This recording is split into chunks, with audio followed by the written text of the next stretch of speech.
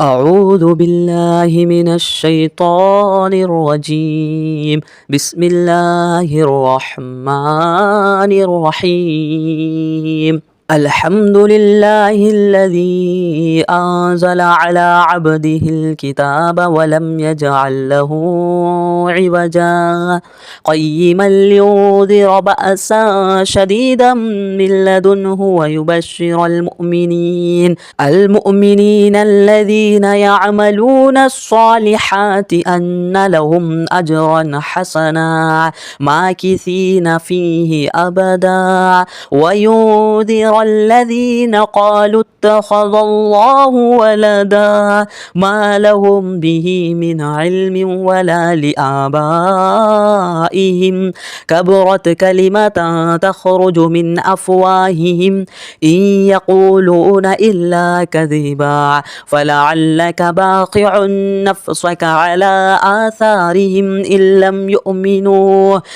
لم يؤمنوا بهذا الحديث أسفا إنا جعلنا ما على الأرض زينة لها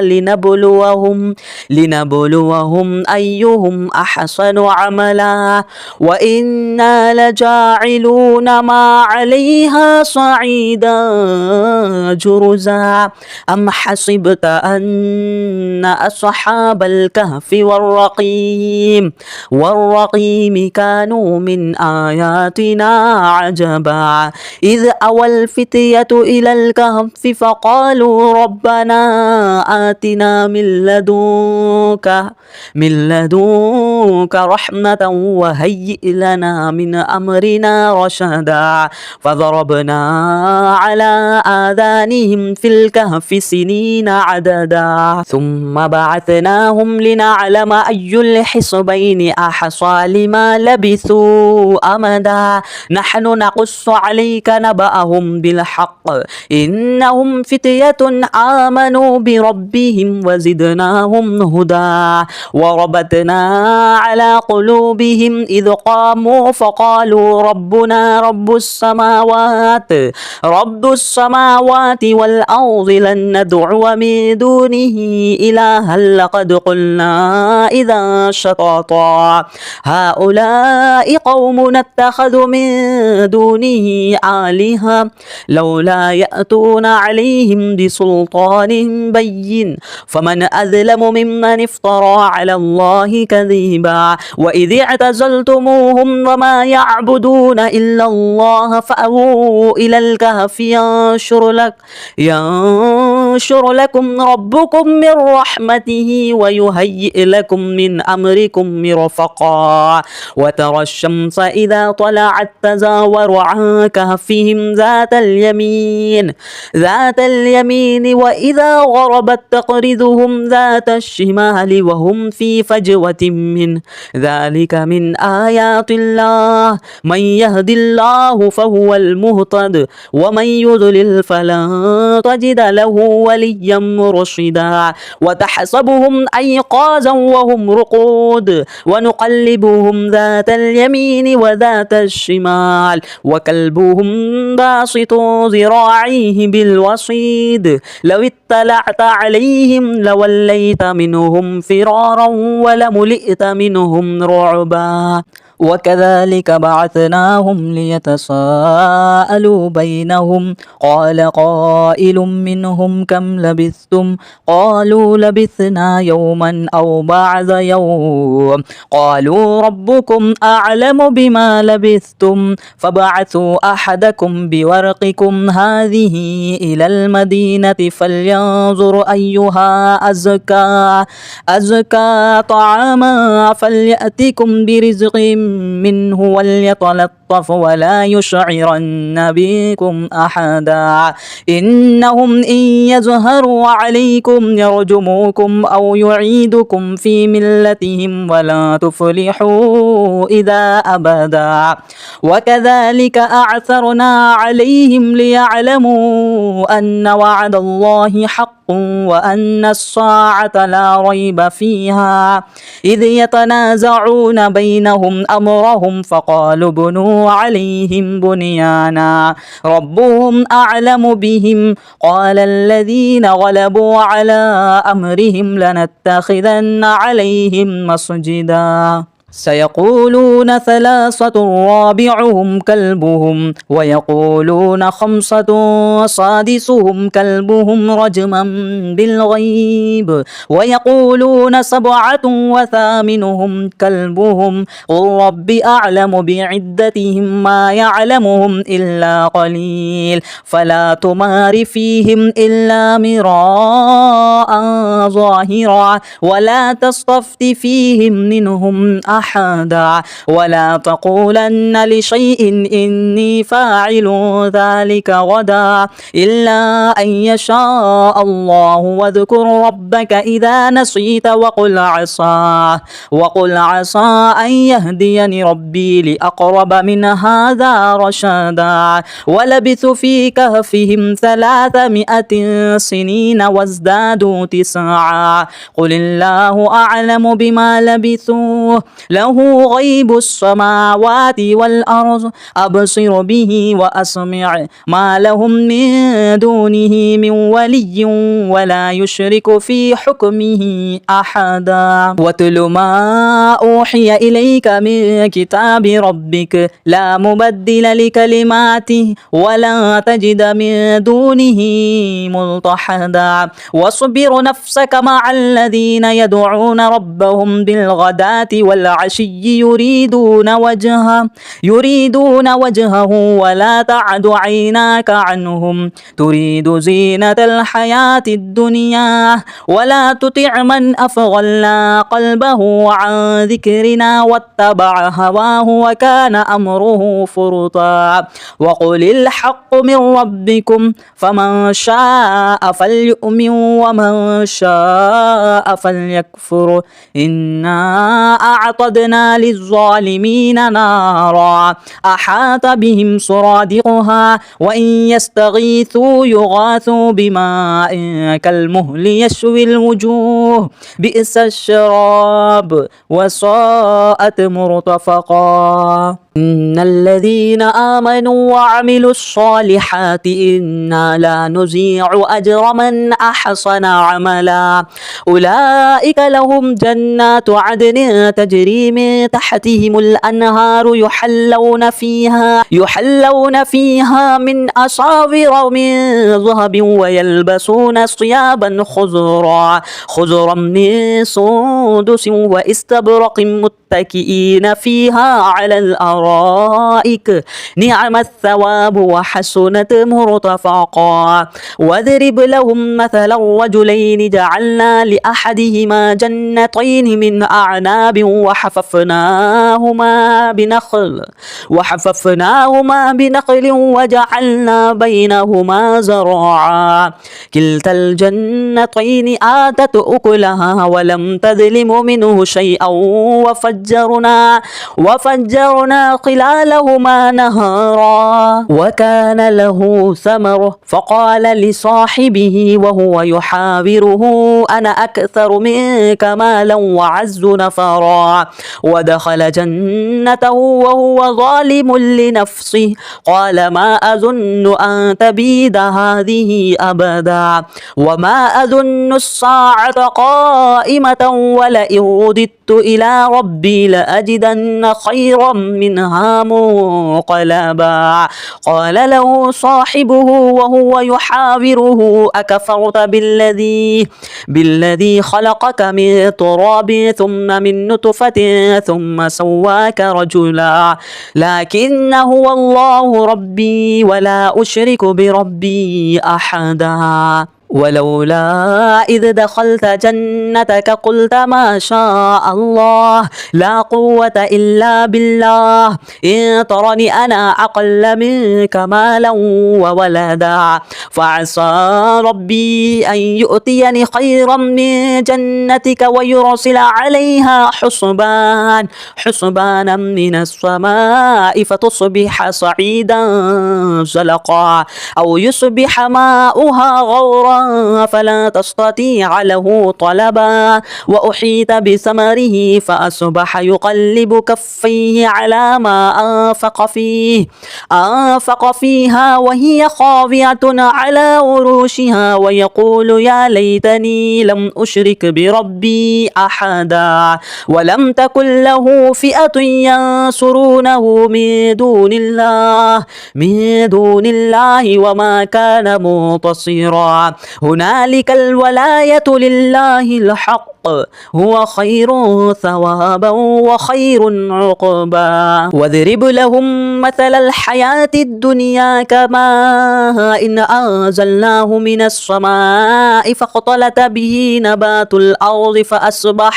فأصبح هشيما تذروه الرياح وكان الله على كل شيء مقتدرا المال والبنون زينة الحياة الدنيا والباقيات الصالحات خير عند ربك ثوابا وخير أملا ويوم نسير الجبال وترى الأرض بارزة وحشرناهم فلم نغادر منهم أحدا وعرضوا على ربك صفا لقد جئتمونا كما خلقناكم أول مرة بل زعمتم أن لن نجعل لكم موعدا وإذ قلنا للملائكة اسجدوا لآدم فسجدوا إلا إبليس كان من الجن ففسق عن أمر ربه أفتتخذونه وذريته أولياء من دوني وهم لكم عدو بئس للظالمين بدلا ما أشهدتهم خلق السماوات والأرض ولا خلق أنفسهم وما كنت متخذ المضلين عضدا ويوم يقول نادوا شركائي الذين زعمتم فدعوهم فلم يستجيبوا لهم وجعلنا بينهم موبقا ورأى المجرمون الناس فظنوا أنهم مواقعها ولم يجدوا عنها مصرفا ولقد صرفنا في هذا القرآن للناس من كل مثل وكان الإنسان أكثر شيء جدلا وما منع الناس أن يؤمنوا إذ جاءهم الهدى ويستغفروا ربهم إلا تأتيهم سنة الأولين أو يأتيهم العذاب قبلا وما نرسل المرسلين إلا مبشرين ومنذرين ويجادل الذين كفروا بالباطل ليدحضوا به الحق واتخذوا آياتي وما أنذروا هزوا ومن أظلم ممن ذكر بآيات ربه فأعرض عنها ونسي ما قدمت يداه إنا جعلنا على قلوبهم أكنة أن يفقهوا وفي آذانهم وقرا وإن تدعهم إلى الهدى فلن يهتدوا إذا أبدا وربك الغفور ذو الرحمة لو يؤاخذهم بما كسبوا لعجل لهم العذاب بل لهم موعد لن يجدوا من دونه موئلا وتلك القرى أهلكنا لهم لما ظلموا وجعلنا لمهلكهم موعدا وإذ قال موسى لفتاه لا أبرح حتى أبلغ مجمع البحرين أو أمضي حقبا فلما بلغ مجمع بينهما نسي حوطهما فاتخذ سبيله في البحر سرابا فلما جاوز قال لفتاه آتنا غداءنا لقد لقينا من سفرنا هذا نصبا قال أرأيت إذ أوينا إلى الصخرة فإني نسيت الحوت وما أنسانيه إلا الشيطان أن أذكره واتخذ سبيله في البحر عجبا قال ذلك ما كنا نبغي فارتد على آثارهما قصصا فوجد عبدا من عبادنا آتيناه رحمة من عندنا وعلمناه من لدنا علما قال قال له موسى هل أتبعك على أن تعلمني مما علمت رشدا قال إنك لن تستطيع معي صبرا وكيف تصبر على ما لم تحط به خبرا قال ستجدني إن شاء الله صابرا ولا أعصي لك أمرا قال فإن اتبعتني فلا تسألني عن شيء حتى أحدث لك منه ذكرا فانطلقا حتى إذا ركب في السفينة خرقها قال أخرقتها لتغرق أهلها لقد جئت شيئا إمرا قال ألم أقل إنك لن تستطيع معي صبرا قال لا تؤاخذني بما نسيت ولا ترهقني من أمري عسرا فانطلقا حتى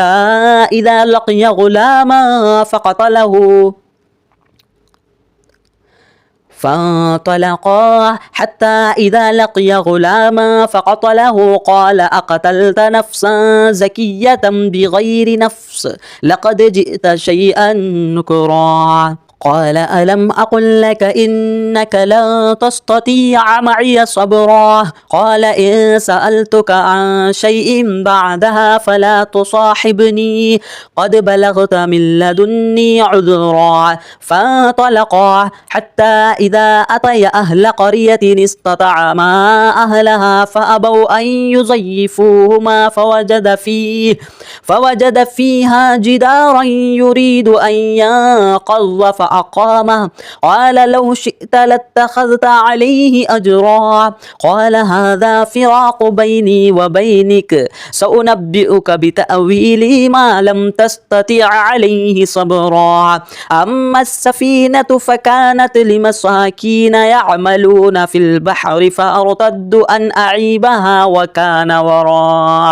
وكان وراءهم ملك يأخذ كل سفينة غصبا وأما الغلام فكان أبواه مؤمنين فخشينا أن يرهقهما طغيانا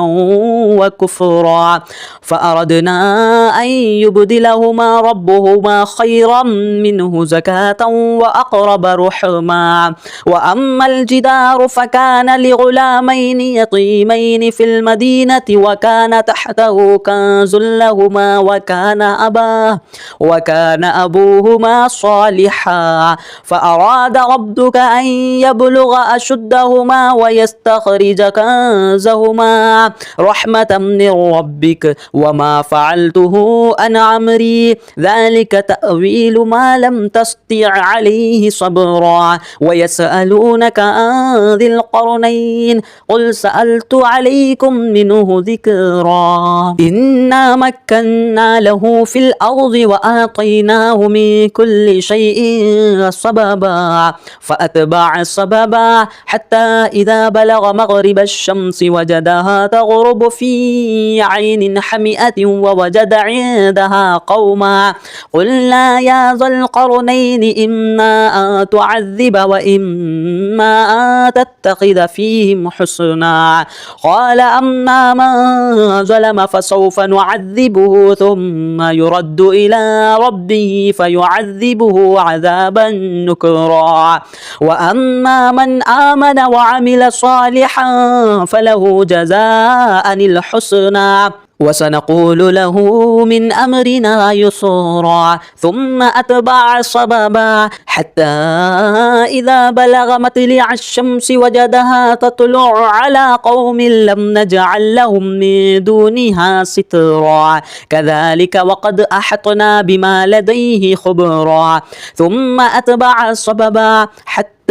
إذا بلغ بين السدين وجد من دونهما قوما لا يكادون يفقهون قولا قالوا يا ذا القرنين إنا يأجوج ومأجوج مفسدون في الأرض فهل نجعل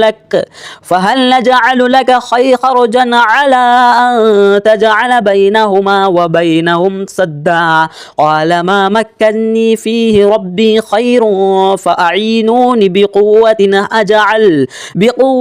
أجعل بينكم وبينهم ردما آتوني زبر الحديد حتى إذا ساوى بين الصدفين قال انفخوه حتى إذا جعله نارا قال آتوني أفرغ عليه قطرا فما استطاعوا أن يظهروه وما استطاعوا له نقبا قال هذا رحمة من ربي فإذا جاء وعد ربي جعله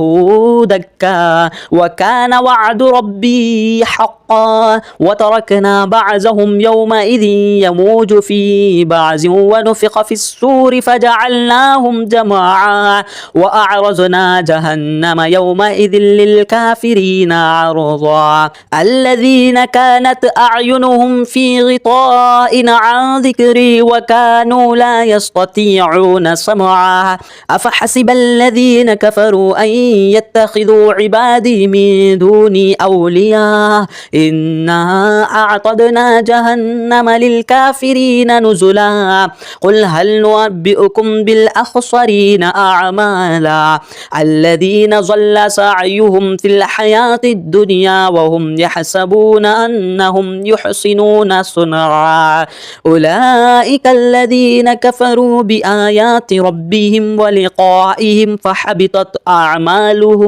فحبطت أعمالهم فلا نقيم لهم يوم القيامة وزنا ذلك جزاؤهم جهنم بما كفروا واتخذوا آياتي ورسلي هزوا إن الذين آمنوا وعملوا الصالحات كانت لهم جنات الفردوس نزلا خالدين فيها لا يبغون عنها حولا قل لو كان البحر مدادا لكلمات ربي لنفد البحر قبل أن تنفد كلمات ربي ولو جئنا بمثله مددا قل إنما أنا بشر مثلكم يوحى إلي أنما إلهكم إله واحد فمن كان يرجو لقاء ربه فليعمل عملا صالحا ولا يشرك بعبادة ربه أحدا.